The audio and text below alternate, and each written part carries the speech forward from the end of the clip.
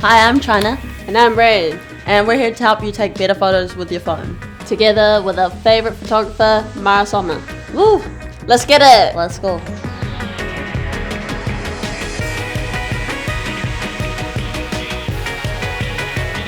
Like there's two different types of posing. Like there's masc and there's femme. Okay, let me give you an example. This is the femme one. The masc ones would be like this. Like, I feel like it's like you. If you're not confident, you feel like out of place. But if you're confident, it's like I don't know. It's more real. It's real. Yeah, it's real. Don't let the internet intimidate you. Do you, be yourself. Pose how you want to pose. Pose how others want to pose. Do not let society put you into a box.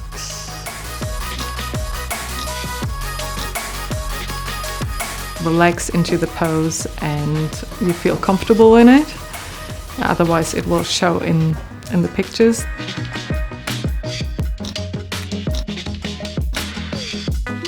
To get a fresh look on your face, you look away and then I count you in and on 3 you look back, and that makes you look like quite fresh. Yes, those are really good. I actually love those.